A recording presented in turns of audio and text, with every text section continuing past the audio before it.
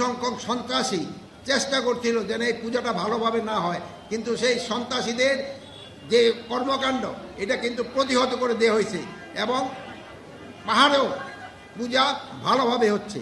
এই সন্ত্রাসীদের থেকে আপনারা সবাই চেষ্টা করবেন আমাদের এই পূজাটা যেন ভালোভাবে হতে পারে। সন্ত্রাসীরা কিন্তু সব জায়গায় চেষ্টা করবে এবং সন্ত্রাসীদের কিছু মদতদাতা রয়ে গেছে, এরা দেশে বাহিরে থেকেও মদতদাতা রয়ে গেছেন।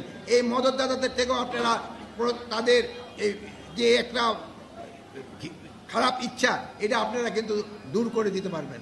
আর আপনারা সাংবাদিক ভাইয়েরা আপনারা সব সময় সত্যি সংবাদ প্রচার করেন, সত্যি সংবাদ প্রচার করবেন, যা কোনো কিছু সংবাদ ভাইয়েরা বলছে যাচাই না করে আপনারা দিবেন না।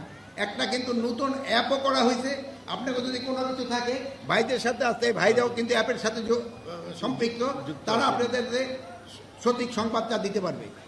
চিহ্নিত সন্ত্রাসীকে চিহ্নিত করার জন্য ব্যবস্থা নেওয়া হয়েছে এবং কিছু সংখ্যক সন্ত্রাসীদের আইনের আওতায় নিয়ে আসা হয়েছে। এটা কিন্তু একটা ধর্মীয় অনুষ্ঠান, এটার কিন্তু পবিত্রতা রক্ষা করা আমাদের সবার দায়িত্ব।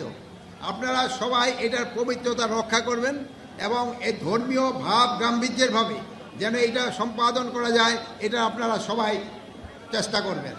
আরেকটা হলো এখানে পর্যাপ্ত সংখ্যক আইন শৃঙ্খলা বাহিনী নিয়োগ করা হয়েছে।